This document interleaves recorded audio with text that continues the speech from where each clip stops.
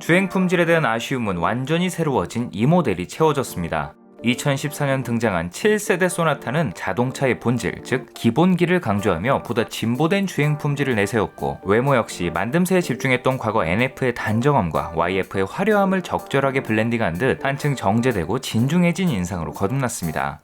단정하면서도 힘있는 선이 돋보이는 외관은 직전 모델의 유려함을 견고함으로 맞바꾼 듯한 생김새였는데, 더욱 강인해진 전면부, 뒷모습 역시 날렵한 맛은 희석됐지만 수평선을 강조해 차급에 걸맞는 고급감과 중후함이 돋보였습니다. 반사판과 머플러 팁으로 깔끔하게 마무리해 자칫 둔해 보일 수도 있는 후면부의 무게감을 덜어낸 것도 좋았죠. 그러면서도 견고한 디자인의 알루미늄 휠, 쿠페 스타일의 루프라인과 사선으로 치켜 올라가는 사이드 캐릭터 라인으로 전작의 우아함과 역동성도 그대로 계승했습니다. 창문 라인을 따라 헤드램프로 길게 이어지는 이 크롬 몰딩도 YF에서 이어진 디테일이죠. 다만 이번에도 호불호 논란을 피할 수 없었습니다. 보수적으로 회귀한 이 외모에 거부감을 드러내는 소비자들도 있었기 때문인데요. 분명 직전 모델은 신선함을 주기에 충분한 외모였고 흥행에도 성공했지만, 한편으로는 너무나도 파격적이라 소나타답지 않다며 발길을 돌리는 소비자들도 꽤 있었죠. 특히 변함없는 중형 세단의 주 고객층인 중장년층 소비자가 그랬습니다. 이를 의식해 7세대 소나타는 호불호가 크게 갈리지 않을 단정함을 내세워 보다 폭넓은 소비자층을 고려했지만, 전작의 화려함을 높이 샀던, 그 때문에 그 이상의 화려함을 기대했던 소비자들에게는 다시금 아빠차로 돌아간 듯한 이 외모가 실망감으로 작용한 것이죠. 오히려 나중에 출시된 경쟁 모델 올류 말리부가 더 소나타 후속스러운 디자인을 선보이기도 했어요. 또 닌자 거북이를 연상케 하는 모양새, 미등에는 면발광을 둘러놓고 정작 내부는 할로겐으로 채운 리어램프는 전작만 못해줬다는 평을 듣기도 했습니다. 하도 욕을 먹자 이후 연식 변경을 하면서 LED로 채우긴 했지만요. 실내 역시 외관과 마찬가지로 한결 차분하고 정돈된 모습이었습니다. 운전석이 아닌 조종석에 탄 듯 미래지향적인 분위기를 연출했던 YF와 달리 화려한 기교나 장식 요소는 줄었지만, 소재감과 작동 질감, 수평 형태의 레이아웃이 주는 편안함과 안정감이 돋보였고, 신형 제네시스의 것을 그대로 옮긴 듯 단정한 버튼 배치로 각 기능의 조작 편의성 또한 개선됐습니다. 모든 부분에서 커진 차체로 상위 모델에 버금갈 만큼 거주성이 좋아진 건 덤이었죠. 여기에 전작의 풍부한 편의 장비는 물론 이후 업데이트를 통해 카플레이나 안드로이드 오토 같은 최신 폰 커넥트 시스템을 제공한 것도 환영할 만한 부분이었어요. 여전히 개방감이 뛰어난 파노라마 선루프, 특히 후방 전동 블라인드와 수동식 측면 커튼 등 2차급에서는 기대하기 힘들었던 호화 사양을 제공한 점도 분명한 세일즈 포인트였죠. 덕분에 운동장 갔던 뒷좌석이 더욱 쾌적해졌고, 가족과 함께하기에도 가끔은 중요한 손님을 모시기에도 더할 나위 없는 공간이 됐습니다. 하지만 기능성과 안정감만을 추구하다 보니 필요 이상 고리타분해졌다는 지적도 있었죠. 분명 쓰기에는 좋고 질리지도 않지만 딱히 예쁜 것도 아니었으니까요. 때문에 외관만큼이나 실내 역시 호불호가 갈렸습니다. 눈에 띄는 부분은 파워트레인이었습니다. 전작의 2.0L 누후 가솔린과 LPI, 돌아온 2.4L GDI 가솔린 엔진을 시작으로 이후 2.0 가솔린 터보, 전작에는 없던 1.6 다운사이징 가솔린 터보와 1.7 디젤, 하이브리드의 플러그인 하이브리드까지 이 한 모델에서만 도합 8개의 라인업을 제공했습니다. 무엇보다 광고에서부터 본질을 주구장창 외쳤듯 LF 소나타는 앞서 선보인 제네시스 못지않게 주행 품질 면에서도 많은 개선이 이루어졌습니다. 초고장력강을 더욱 폭넓게 사용하면서 차체 강성과 충돌 안전성을 크게 높인 것은 물론, 숙성된 하체 세팅, 보다 진보한 전자제어 장치로 이전의 현대차와는 다른 세련된 주행 감각을 제공했습니다. 전작에서 주행 품질을 떨어뜨리는 데 큰 역할을 했던 MDPS도 정밀도를 높여 조향감이 한결 세련돼졌죠. 뿐만 아니라 제네시스나 그랜저에 가야 구경할 수 있었던 스마트 크루즈 컨트롤, 차선 이탈 경고, 후측방 경고 같은 첨단 안전장비, 나중에는 아예 자동 긴급 제동까지 탑재하면서 더 안전한 주행이 가능해졌습니다. 참고로 스마트 크루즈를 장착하면 그릴의 모양이 달라져서 외관상으로 풀옵션 차량임을 짐작케 할 수 있었어요. 한편 모든 면에서 완성도가 높아진 하이브리드 모델은 GDI 시스템을 더한 엔진, 더 강력한 모터와 배터리를 탑재해 순수 전기로만 주행할 수 있는 거리가 더 길어지면서 효율이 개선됐고, 그 사이 하이브리드 파워트레인에 대한 소비자 선호도가 높아지면서 전체 판매량의 10%를 차지할 만큼 존재감이 커졌습니다. 보시다시피 이번에도 내외관 디자인을 차별화했고 특유의 오묘한 생김새, 미래지향적인 분위기를 뽐내는 건 여전했지만 본판의 바른 이미지 덕분에 크게 엇나가진 않아서 전작의 괴랄한 디자인에 망설였던 소비자들을 끌어들일 수 있었던 게 판매에도 주요하게 작용했죠. 일반형 타시는 분들 중에서 이 테일램프 탐내던 분들이 꽤 있었는데 모양은 똑같은데 뜬금없이 후진등이 범퍼로 가는 바람에 1:1 교체는 불가능했어요. 또 플러그인 하이브리드가 추가되기도 했는데요. 완속 충전 시스템을 더해 기름 한 방울 쓰지 않고 최대 44km가량 주행이 가능하다는 메리트가 있었지만 그런 메리트를 가볍게 날려버리는 비싼 가격 때문에 소소한 물량만 판매되는 데 그쳤습니다. 그마저도 대부분 친환경차를 의무적으로 도입해야 했던 지자체나 관공서 등에서 구매했고 덕분에 일부 도심 지역에서는 순찰차로 볼 수도 있었죠. 나중에 추가된 터보 라인업도 스포티한 디자인의 18인치 휠, 그릴과 범퍼, 듀얼 트윈 머플러 같은 전용 디자인으로 멋을 내 훨씬 공격적인 분위기를 연출했습니다. 실내에도 D컷 스티어링 휠, 2.0 터보 모델에는 전용 버킷 시트와 곳곳에 구릿빛 포인트를 더하는 등 나름 스포티한 느낌을 내기 위해 노력한 흔적이 엿보였어요. 스포츠카처럼 정확히 6시 방향을 가리키는 이 계기판과 패들 시프트도 터보 모델만의 고유 사양이죠. 특히 이 모델이야말로 차세대 플랫폼의 수혜를 입어 차체가 엔진을 감당하지 못한다라는 평가를 받았던 이전 터보 모델에 비해 완성도가 눈에 띄게 높아졌다는 평가를 받았습니다. 또 2.0 터보 모델에 한해 전동식 스티어링 방식을 기존의 컬럼 타입 CMDPS가 아닌 렉 구동형 RMDPS가 적용됐죠. 조향 품질이 좋아진 것은 좋지만 차급이 아닌 트림에 따라 조향 시스템의 차이를 둔 것은 여러모로 아쉬운 부분이었어요. 이 밖에 개선형 엔진을 탑재했음에도 오히려 출력이 줄어들어 논란이 있었죠. 이에 대해 현대차는 과도한 스펙 경쟁에 목을 매는 것이 아닌 차량의 밸런스에 집중해 실용 구간 토크를 강화하는 과정에서 줄어들었다는 해명을 했고 설명대로 전작 대비 뛰어난 밸런스, 줄어든 출력을 체감하기 힘든 호쾌한 주행 성능을 제공했습니다만 꽤나 큰 폭으로 줄었기 때문에 납득하기 어렵다는 반응이 많았습니다. 비단 터보뿐만 아니라 주력인 자연흡기 2.0의 출력도 전작보다 소폭 낮아졌는데 차는 더 크고 무거워지면서 주행이 답답하다는 지적을 받기도 했습니다. 견고해 보이는 18인치 휠은 실제로도 무거워서 이 자연흡기 2.0L 엔진에게는 버거운 스펙이었어요. 이를 보완해주는 게 새로 투입된 1.6L 가솔린 터보와 1.7 디젤 같은 다운사이징 모델이었지만 하필이면 얘네들은 쉐보레 보령 미션과 쌍벽을 이루는 건식 7단 DCT가 맞물렸죠. 2015년 말에는 소나타 탄생 30주년을 기념해 1.6 터보를 기반으로 한 와일드 버건디 에디션을 300대 한정 판매하기도 했습니다. 2.4L 모델에 쓰던 듀얼 머플러 팁, 전용 버건디 인테리어가 적용돼 일반 1.6 터보 모델과 차별화한 것이 특징이었죠. 그 사이 국내 중형차 시장의 분위기가 심상치 않아졌습니다. 토스카의 발자취를 따라가던 쉐보레와 과거의 영광에 의지하던 르노 삼성이 각각 뛰어난 상품성으로 무장한 최신 모델을 투입해 시장에서 돌풍을 일으키고 있었고 이에 다급해진 현대차는 소나타의 페이스리프트 모델을 출시했습니다. 뉴 라이즈라는 수식어를 붙인 새로운 소나타는 이상하리 많지 페이스리프트의 진심인 현대차답게 전작의 인상을 떠올리기 힘들 만큼 분위기가 크게 달라졌습니다. 빼어난 디자인을 앞세운 경쟁차들 틈바구니에서 다시금 화려한 디자인을 내세워 존재감을 강조하려는 의도가 다분했어요. 더욱 커진 그릴과 날카롭게 빚은 램프, 스포티한 디자인의 휠과 범퍼로 보다 날렵하고 공격적인 생김새였는데 오리지널의 단정함과 터보의 과격함이 대비됐던 직전 모델과 달리 디테일의 변화가 크지 않아 어느 게 터보 모델이라고 해도 딱히 이상하지 않을 만큼 스포티했죠. 전통적으로 색다른 디자인을 선보였던 하이브리드는 이 모델부터 외관의 변화를 최소화했습니다. 개인적으로 하이브리드가 이 달라진 디자인과 가장 잘 어울리지 않나 싶어요.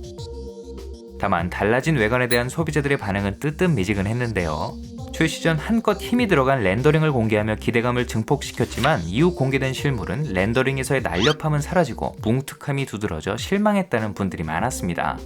LF의 단정함에 매력을 느끼던 소비자들에게는 비호감으로 다가왔고 YF 같은 화려함을 기대했던 소비자들에게는 어딘가 아쉬움이 남는 이도저도 아닌 모양새라는 반응이 대부분이었어요. 가뜩이나 엉덩이를 치켜들고 있는데 번호판이 범퍼 하단으로 이사를 가면서 외려 수치에 비해 폭이 좁아 보였고 이로 인해 차가 둔해 보인다는 것도 문제였습니다.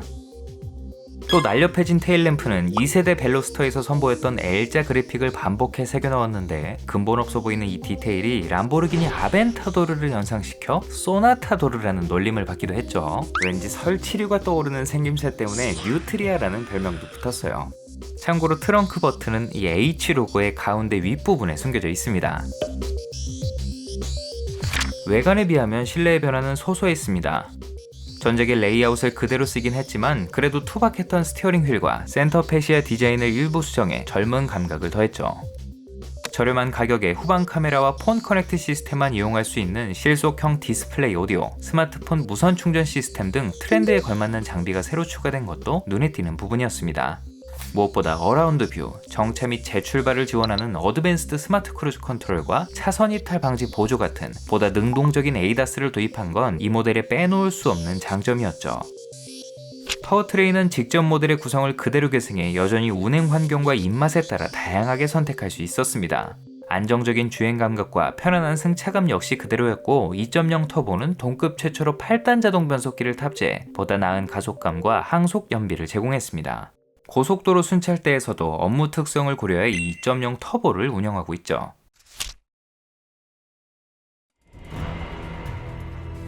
(7세대) 소나타는 YF의 모난 구석을 다듬어 한층 정제된 모델이었습니다.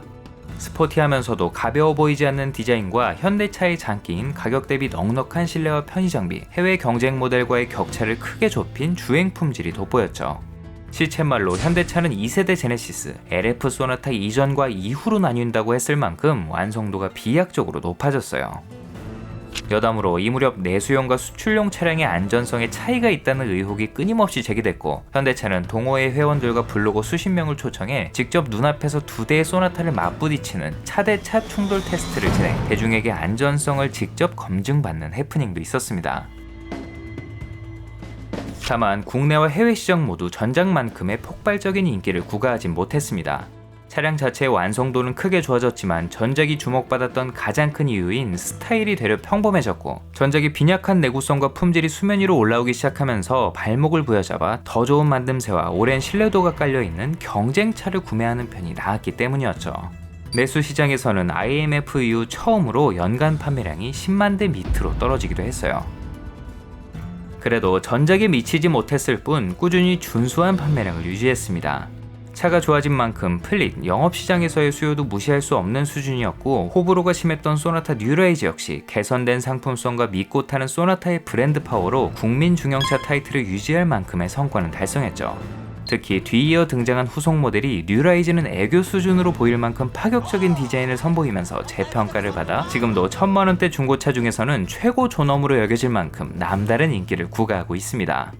차 만들기 실력이 완숙해진 만큼 큰 문제는 없었지만 전기형의 경우 냉간 주행 시 엔진룸에서 달달달 떨리는 잡소리가 발생하는 히터 파이프 소음 문제, 사이드 미러를 접고 펼 때마다 누구 태우기 민망한 소음이 발생하거나 LPI 모델의 경우 정차 시 둥둥둥 소음, 일명 맥동음이 발생하는 레귤레이터 이슈 같은 소소한 고질병이 보고되었으니 중고차 구매하실 분들은 참고하시면 되겠습니다. 도무지 잦아들 기미가 보이지 않는 SUV 열풍에 브랜드를 가리지 않고 아예 세단 시장 자체가 밀려나고 있었습니다. 이 와중에 위에선 그랜저가 누르고 밑에서는 아반떼가 치고 올라오니 소나타는 그야말로 사면초가에 몰렸죠. 이런 분위기 속에 소비자의 선택을 받기 위해서는 더욱이 존재감을 키울 수밖에 없다고 판단한 모양입니다. SUV가 대체하기 어려운 세단만이 가지는 디자인과 주행 감각으로 승부를 보기로 한 것이죠. 2018년 파리 모터쇼에 컨셉트카 르필루즈를 예고편으로 내놓은 현대차는 이듬해 완전히 새로워진 8세대 소나타를 선보였습니다. 가장 먼저 시선을 사로잡는 건 전면부의 LED 주간주행 등. 이제는 소나타의 디자인 아이덴티티로 자리잡은 디에로의 크롬 라인에서 뻗어나와 서서히 밝아지며 헤드램프를 파고드는 이 디테일은 전면부의 날카로움을 배가시키고 멀리서 봐도 한눈에 소나타임을 알 수 있게 하는 장치였습니다. 뒷모습도 독특하긴 매한가지였죠. 가로로 길게 이어진 LED 램프가 존재감을 끌어올렸고 날카롭게 마무리한 트렁크 끝은 스포일러의 역할도 수행했어요. 컨셉트카를 그대로 옮긴 듯 늘씬한 옆모습은 모두가 입을 모아 칭찬하는 부분이었습니다. 3세대 플랫폼이 적용되면서 더욱 늘어난 전장과 휠베이스, 낮아진 전고가 측면을 더욱 날렵하고 유려하게 만들었죠. 기하학적인 디자인의 휠도 이 차의 분위기와 잘 어울렸고요. 다만 이 독특한 디자인으로 호불호가 극명하게 갈리기도 했죠. 이미 YF로 예방접종을 뉴라이즈라는 부스터샷을 맞았음에도 어김없이 충격적으로 다가오는 생김새였어요. 좌우로 한껏 벌린 라디에이터 그릴, 디귿자로 꺾인 LED 리어램프가 혼다 시빅, 더 나아가 에스턴 마틴이 떠오른다는 반응도 있었고, 전에는 람보르기니였는데요. 전면부가 낮게 깔리면서 본의 아니게 개슴츠레한 인상이 만들어졌는데 전체적인 생김새가 매기를 연상케 해 지금까지 놀림을 받고 있습니다. 그나마 공격적인 범퍼로 차별화한 센슈어스에 대한 평가는 괜찮았지만 조금 잘생긴 매기가 됐을 뿐 여전히 매기가 아닌 건 아니었기 때문에, 또 일직선으로 이어지는 디자인임에도 보는 각도에 따라 리어램프의 밝기가 고르지 못한 것은 개인적으로 거슬리는 부분이었습니다. 남다른 포스를 풍기던 19인치 휠은 초반에는 제공되지 않다가 나중에 슬그머니 추가돼 초기 구매자들을 벙찌게 만들기도 했어요. 전반적으로 매력은 있었지만 누구나 좋아할 만한 멋진 디자인인가에 대해서는 의문이 남는 생김새였어요. 특히 뒤이어 공개된 집안 식구 K5가 수려한 외모로 등장해 더욱 비교가 됐죠. 다행히 실내만큼은 호평이 대부분이었습니다. 두 개의 거대한 디스플레이와 전자식 변속 버튼 등 다양한 첨단 장비가 분위기를 이끄는 인테리어는 특유의 현대적인 분위기는 물론 수평형 레이아웃과 업그레이드된 소재감으로 전작의 안정감과 포근함을 그대로 이었죠. 간접 조명식 앰비언트 라이트를 추가한 것도 좋았는데 이왕 넣을 거 확실하게 넣으면 좋은데 애매한 밝기라 좀 아쉬웠습니다. 얄쌍해진 겉모습에서 짐작되듯 공간은 전작 대비 좁아졌지만 LF 소나타가 이상하리 많지 넓어서 대비됐을 뿐 여전히 차급에 걸맞는 충분한 거주성을 제공했고, 플로팅 타입 디스플레이로 대시보드 높이를 낮춰 쾌적해진 전방 시야, 이 플래그 타입 사이드 미러도 겉보기에만 좋은 게 아닌 A필러의 사각지대를 줄여줘 기능적으로도 의미가 있었습니다. 넉넉하게 마련된 뒷좌석 편의 장비도 빼먹지 않고 챙겼어요. 터널 진입, 워셔액 분사 시 알아서 내기순환으로 전환해주거나 유난히 넓어 팔을 걸치기 좋은 도어 트림, 버튼 하나로 조수석 승객을 편안하게 만들어주는 릴렉션 컴포트 시트 같은 부분에서는 탑 승객에 대한 배려가 엿보였죠. 하이패스 단말기가 오버헤드 콘솔로 이동하면서 얄쌍해진 룸미러, 내장형 블랙박스 빌트인 캠도 이 모델이 원조였죠. 차를 사자마자 내장재를 뜯을 일도 없고 실내도 깔끔했지만 4K 블랙박스까지 나오는 마당에 시대를 역행하는 FHD급 화질, 사고 시 참고 자료가 될 수 있는 음성 녹음 기능의 부재 등으로 사용자들에게 아쉽다는 평가를 받았습니다. 이외에도 헤드업 디스플레이, 스마트폰만으로 차량을 이용할 수 있게 하는 디지털 키, 무선 업데이트 기능 같은 상위 라인업과 맞먹거나 아예 능가하는 첨단 사양이 대거 투입됐습니다. 직접 타지 않고도 차를 움직일 수 있는 원격 주차 보조 시스템은 상위 모델에 적용된 완전 자동 주차 시스템과는 달리 전후진만 가능하기 때문에 저는 주차된 차를 뺄 때만 쓰게 되더라고요. 궁금했던 건데 이러면 옆 차주는 어떻게 타죠?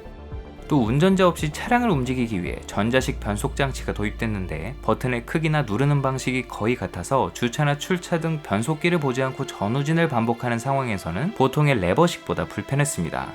버튼식을 쓰는 다른 제조사는 버튼을 잘 보이는 곳에 배치하거나 전진 및 후진의 작동 방식을 다르게 설정하는 등 안전에 대한 고민이 느껴졌는데 이런 부분이 빠진 게 좀 아쉬웠어요. 실제로 이 방식 종종 문제를 일으키기도 했죠. 편의 장비와 첨단 기능을 개선하는 데 힘을 너무 쏟아서일까요? 파워트레인에서는 변화를 체감하기 힘들었습니다. 그 사이 시장에서 기피되기 시작한 디젤이 빠졌고 주력인 2.0L 자연흡기 가솔린과 LPI를 새로운 스마트 스트림 2.0 엔진으로 대체했는데 이름이 거창하게 바뀌었지만 누 엔진을 개량한 유닛이었죠. 이전부터 느리지만 착한 아이라는 평을 받고 있었을 만큼 신뢰도는 충분했고 신형 3세대 플랫폼으로 이룬 경량화와 각종 세팅을 변경해 연비가 좋아진 것은 장점이었지만 희한하게 계속 줄어드는 출력과 연비 위주의 소극적인 세팅 때문에 가속이 답답하다는 전작의 아쉬움을 그대로 계승했습니다. 다행히 그 아쉬움은 이후 추가된 하이브리드와 1.6 가솔린 터보 모델이 해소해줬습니다. 먼저 하이브리드는 모터의 어시스트로 자연흡기에 비해 쾌적한 주행이 가능한 것은 물론 새롭게 손본 전용 6단 변속기를 탑재해 특유의 이질감과 가장 중요한 연비를 개선해 1리터에 20km를 넘게 갈 수 있었어요. 태양광 충전 루프라는 독특한 옵션을 선보이기도 했는데 을의 상상만 하던 게 실제로 양산돼서 참 신기했습니다. 주행거리를 소량 늘려주고 블랙박스로 인한 방전 같은 일은 안 생긴다고 하지만 당연하게도 차를 땡볕에 세워놔야 하는 데다 생각만큼 효율이 좋지는 않아서 이 돈으로 그냥 기름 넣는 게 더 낫다고. 현대차가 세계 최초로 개발한 CVVD 기술이 적용된 스마트 스트림 1.6 터보 엔진은 이번에도 효율에 중점을 뒀지만 2.0 모델에 대한 아쉬움을 덜기에는 충분한 성능을 제공했습니다. 말 많던 7단 DCT 대신 8단 자동 변속기를 매칭해 고민을 덜어준 것도 좋았어요. 2% 부족했던 주행 보조 장치는 이제는 볼보의 파일럿 어시스트가 부럽지 않을 만큼 완성도가 높아졌고 무게중심이 낮아져 더욱 안정적인 거동을 선사한 것도 특징이었습니다. 승차감은 주행 안정성과의 균형을 잘 맞췄다는 것이 중론이었는데 전반적으로 탄탄해졌기 때문에 승차감만큼은 LF가 더 낫다고 평하시는 분들도 많았어요. 또 LPI 모델은 르노 삼성이 대대적으로 내세우던 도넛형 본배를 적용, 거대한 가스통이 들어차 있어 반토막이 났던 트렁크 공간을 개선했습니다. 특히 이 무렵 LPG 승용차의 일반 판매가 허용되면서 가솔린 대신 이 LPI를 고려하는 소비자분들도 많았죠. 한편 소나타 브랜드의 고급화를 위해 LPI 모델을 내놓으면서도 택시는 안 팔겠다고 했죠. 때문에 개인적으로 구매해 쓰는 경우는 있지만 아직까지 정식 출시된 택시는 없는 상황입니다. 영업시장에서도 신상이 주는 매력이 중요한 만큼 그냥 지나치기는 어려웠을 거라는 걸 이해하지만 사실 YF 때도 LF도 출시 초 공언을 해놓고 번복을 하는 게 좀 그랬죠. 내 일할 줄 알았다. 앞서 YF 소나타를 소개하면서 대중차가 파격적인 디자인을 선보이는 것이 도박에 가깝다고 말씀을 드린 바 있죠. 슬프게도 우리는 도박에 실패했을 때 어떻게 되는지를 이 DM8 소나타로 엿볼 수 있었습니다. 출시 초에는 많은 기대와 신선함이 작용해 순조롭게 출발했지만 신형 K5 등장 이후 급격하게 꺾여 굴욕적인 판매량을 기록했습니다. 그마저도 영업용으로 병행 판매되던 구형 뉴라이즈가 20% 넘게 포함된 수치이니 실제 판매량은 더더욱 처참했죠. 물론 여러 환경적 요인도 있었지만 이 모델의 생김새가 판매량에 가장 큰 걸림돌이 됐다는 건 부정할 수 없는 사실이었습니다. 어차피 디자인은 개취인데 뭐가 문제냐고 하실 수도 있지만 이 차가 소수의 고객을 만족시키기 위한 가지치기 모델이나 프리미엄 브랜드 차량이 아닌 대중 브랜드의 볼륨 모델이었기 때문에 문제가 된 케이스였어요.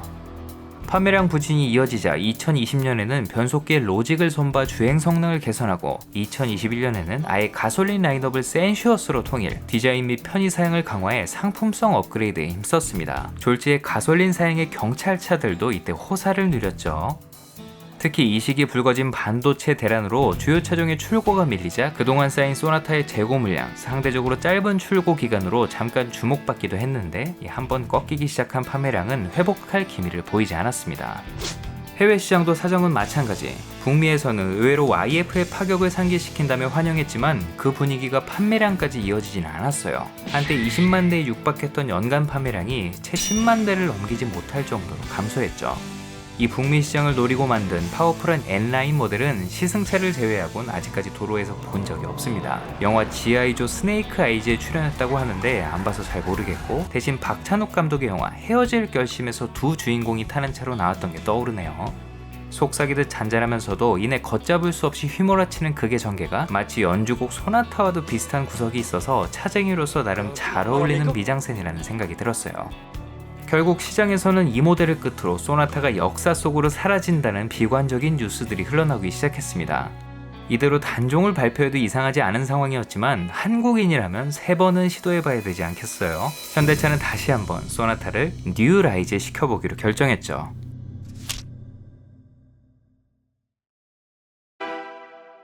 드디어 회사와 소비자 모두가 기대를 건 어쩌면 소나타 역사의 마침표를 찍을 수도 있는 소나타 디 엣지가 등장했습니다. 국내 최장수 세단의 명예를 걸고 나온 모델답게 페이스리프트라고는 믿어지지 않는 수준으로 디자인을 개선, 한층 더 스타일리시한 차로 거듭났어요. 가장 먼저 마주하게 되는 심리스 호라이즌 램프는 스타리아와 그랜저를 거쳐 이 소나타 디 엣지에 와서야 제대로 자리를 잡은 느낌이었습니다. 흔히 자동차 헤드램프를 동물의 눈에 비유해 분위기나 감정을 느낄 수 있도록 하는데 반대로 도무지 속내를 알 수 없는 일직선 눈매와 날카로운 얼굴로 차가운 기계미를 강조한 모양새였죠. 측면 방향지시 등 하나도 흔한 사이드 미러 대신 방열구 스타일의 핸더 가니쉬와 한데 묶어 호라이즌 램프와 같은 선상에 배치하면서 존재감을 부각시키는 디테일로 기능할 수 있게 했습니다. 전면부의 공격적인 인상을 그대로 잇는 후면부는 유광 플라스틱 패널을 덧대 램프와 차체의 경계를 모호하게 만들고 향후 현대차를 이끌어 나갈 전동화 모델의 상징인 픽셀 디자인을 더해 미래지향적인 분위기를 연출했죠. 개인적으로 경찰차 나오면 진짜 멋있겠다 이 생각 들더라고요. 지금도 어렸을 때 그 마음이 그대로인가 봐요. 다만 페이스리프트 모델의 한계겠죠. 길게 이어진 램프를 중심으로 직선 위주의 터치가 차갑고 강인한 분위기를 주도하는 전 후면부와 달리 측면의 유려한 곡선, 전작의 그림자가 남아있는 리어 램프는 다소 언밸런스한 느낌이 들기도 했습니다. 또 기본 모델조차 상당히 과격해서 스포티함을 강조한 N9과의 디자인 격차가 크지 않은 건 장점이자 단점처럼 느껴졌어요. 이 밖에 나름 화려한 웰컴 라이팅이 적용된 건 재미있는 부분이죠. 길쭉한 램프가 앞뒤를 모두 감싸는 만큼 애니메이션도 두 군데서 동시 작동합니다. 참 보고 있으면 냉큼 달려가서 타고 싶은 기분이 드는데 이때 감사하게도 현대에서 차를 내어주셔서 냉큼 받아왔습니다. 덕분에 달라진 소나타를 좀 더 구석구석 살펴볼 수 있었어요.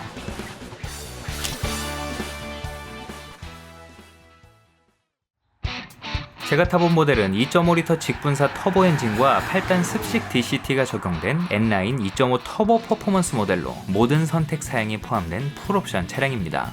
N9이라는 트림명에 걸맞게 더욱 공격적인 범퍼 디자인과 베일 듯 날카로운 19인치 휠, 듀얼 트윈 머플러로 고성능 이미지를 강조했고 직전 모델은 2.5 터보 단일 사양으로 판매가 됐는데 이번 모델은 하위 가솔린 엔진을 고를 수 있게 한 것이 특징이죠. 근데 기본 사양인 자연흡기 2.0에도 이 사양이 그대로 들어가는데 2.0에서는 오버가 아닌가 싶어요.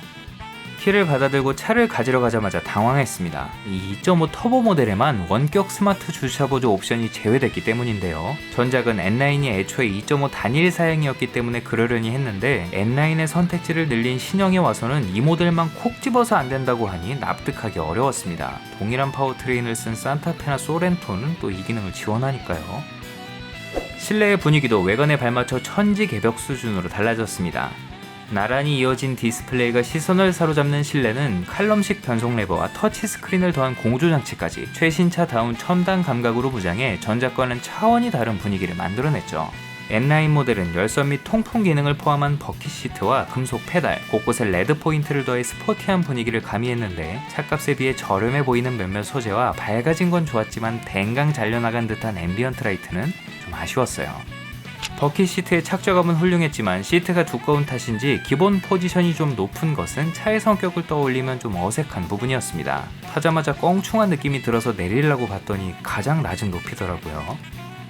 저는 차에 타면 스마트폰부터 연결하는 편, 순정 내비는 T맵의 실시간 안내와 비교해도 전혀 부족함이 없었습니다. 특히 증강현실 내비게이션은 진입, 진출로가 헷갈리는 초행길이나 초보 운전자들에게 도움이 많이 되겠더라고요. 그래도 무선 연결 정도는 넣어줍시다. 솔직히 여기를 거치대로 쓰면 딱이겠네요. 두 개의 12.3인치 디스플레이는 운전자를 향해 완만하게 휘어있어 밝은 대낮에도 시인성이 좋았고 카메라 화면을 볼 때 특히 좋았어요. 전작에 비하면 계기판 디자인이 많이 단조로워졌는데 그만큼 헤드업 디스플레이가 화려해져서 균형이 맞았습니다. 아우디 스타일의 신형 스티어링 휠은 림이 좀 두꺼웠으면 하는 바람이 있었지만 손에 감기는 가죽의 질과 버튼의 질감이 좋아 딱히 아쉬움은 없었습니다. 크루즈랑 오디오 버튼 위치가 언제 바뀌었지? 칼럼식 변속 레버는 직전의 버튼식 대비 분명하게 좋아졌고 저처럼 기어 레버에 자연스레 손을 얹고 있는 습관이 있는 사람들을 위해 기어 버튼이 있던 자리까지 암레스트를 길게 연장해 준 건 참 엣지 있는 디테일이었어요. 이 밖에 평균 이하의 상품성으로 지적받았던 빌트인 캠은 화질을 개선하고 음성 녹음 기능을 갖추는 등 이제야 애프터마켓 제품을 따로 장착할 필요가 없을 정도로 쓸만해졌습니다. GPS, 방향지시 등 점등 여부 같은 디테일한 기록은 물론 내비게이션 정보까지 제공해 프라이버시가 중요한 분들은 조금 민감할 수 있겠다 싶더라고요. 물론 저는 떳떳합니다. 파노라마 선루프는 뒷좌석에서 진가가 드러나는 옵션이죠. 빨리빨리 날아 출신답게 열리고 닫히는 속도는 매번 봐도 인상적이었습니다. 아마 세계에서 가장 빠르지 싶어요. 세상에 카바가 마중을 나와 있네요. 가장 중요한 달리기에 나섰습니다. 차를 움직이자마자 소나타가 맞나 싶을 정도로 매끄러운 질감이 돋보였는데 조금 속력을 높여 지나가면 뚱땅거렸던 방지턱도 넘어가는 느낌이 상당히 세련돼졌어요. 여기에 터보 모델에만 탑재되는 RMDPS의 쫀쫀한 조향감과 높은 속력에도 안정감 있게 돌아나가는 코너링 실력도 흠잡을 곳이 없었습니다. 드라이브 모드를 스포츠 플러스로 바꾸자 예민해진 2.5 터보 엔진은 성질을 부리듯 차를 밀어붙였고, 습식 8단 DCT는 흔히 떠올리는 선입견을 비웃듯 이질감 없이 맞물렸습니다. 특히 고속 합류 구간이나 추월 가속할 때 참 시원시원해서 좋더라고요. 여기에 액티브 엔진 사운드까지 더해져 박진감 넘치는 가속감을 선사했는데, 종종 어색함이 느껴질 땐 세기를 조절하면 되는데 그냥 물리적인 배기음도 꽤 괜찮은 편이에요. 에코나 노멀 모드로 화를 가라앉히면 자연흡기 소나타 못지않은 부드러운 주행도 가능했습니다. 이왕이면 전자제어 서스펜션으로 승차감까지 조절이 됐으면 좋았겠지만 그만큼 가격이 비싸졌겠죠.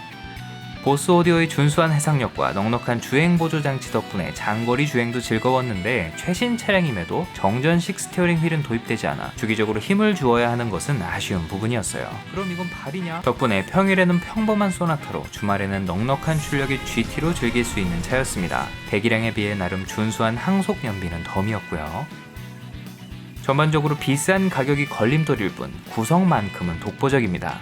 현재 판매되는 신차 중에서 같은 예산으로 이 정도의 성능과 공간, 편의 장비를 누릴 수 있는 차를 떠올려보면 딱히 대안이 없어요. 더 저렴하면서도 절대 작지 않은 아반떼 N이라는 훌륭한 대체제가 있지만 아무래도 이미지가 걸림돌이고, 스팅어가 있었다면 모르겠는데 이건 잘가. 그럼에도 안락한 패밀리카를 원하는 소비자들에게는 제가 시승한 2.5 터보 N9은 선뜻 추천하기 힘든 모델입니다. 말이 필요 없는 구성에 호쾌한 가속 성능까지 누릴 수 있는 것은 장점이지만, 앞좌석에서는 적당히 탄탄하다고 느껴졌던 승차감이 뒷좌석에서는 지나치게 딱딱하다고 느껴져서 광활한 공간을 손해보는 느낌이었어요. 운전하는 나는 즐겁지만 함께 탄 부모님이나 자녀까지 노면을 읽을 필요는 없으니까요. 다른 라인업은 안 타봐서 모르겠지만 거대한 휠 탓도 분명히 있을 테니 N9보다는 일반형 모델을 선택하는 편이 나아 보입니다. 소나타 DH는 익숙함도 완전히 새롭게 라는 카피를 내세웠습니다. 모두가 타도 만족하는 슈퍼노멀, 교과서 같은 차를 추구하던 이전과 달리 눈에 띄게 달라진 우리의 라이프 스타일처럼 과거의 소나타 이미지를 떠올리면 상상도 할 수 없었던 새로운 스타일과 완숙해진 주행 성능을 내세웠어요. 다행히 이번 모델은 시장의 반응이 좋습니다. 전기형의 약점이었던 디자인을 크게 개선하면서 이제는 가성비와 재고 할인 없이도 K5와 동일 선상에 넣고 고민할 수 있는 차가 됐어요. 판매량 결과를 지켜봐야 하지만 커뮤니티 내의 반응만 봐도 전작보다는 호의적인 분위기입니다. 사실상 그랜저가 예전에 소나타 역할을 수행하고 있는 만큼 세단 시장에서의 포지션이 애매해진 건 사실이지만, 좀 더 시야를 넓히면 비슷한 가격대의 SUV에서는 누릴 수 없는 매력적인 스타일과 주행 질감이 돋보이는 모델이기도 합니다. 살다 소나타 판매량 걱정을 하는 때가 다 오네요. 세단을 좋아라 하는 저로서는 하나라도 더 남아있었으면 하는 바람이라 참... 지금까지 명실상부 국가대표 중형차 현대 소나타에 대해 알아봤습니다. 어렸을 때부터 성인이 된 지금까지 우리 삶에 녹아들어 있어서인지 더욱 특별하게 느껴지는 모델인데요. 비록 시작은 해외 업체의 기술을 받아 만들어야 했지만 자체 역량을 키우는 것을 소홀하지 않았고, 세대를 거듭할수록 눈에 띄게 좋아지는 상품성을 선보이며 현대차, 더 나아가 국산차의 발전사 그 자체를 상징하는 차가 됐습니다. 지금도 대한민국을 비롯한 전 세계 수많은 소비자들의 사랑을 받고 있고, 이를 증명하듯 지난해 기준 이 소나타의 글로벌 누적 판매량만 무려 929만 대에 달했어요. 한때는 시장을 주름잡던 굵직한 경쟁차들도 SUV 파도에 휩쓸려 하나둘 사라지고 있는 것을 떠올리면 글로벌 중형차 시장에서 꾸준히 존재감을 유지하고 있는 소나타가 더욱 대단하게 느껴지네요. 소나타 DH는 앞으로 어떤 역사를 만들어갈까요? 이 모델로 세계 세단 시장에서 다시 한번 라이징 할 수 있을까요? 긴 여정 함께 해주셔서 감사합니다. 다음에도 더욱 흥미로운 이야기로 찾아올게요. 사소하지만 궁금한 자동차 이야기, 멜론 머스크였습니다.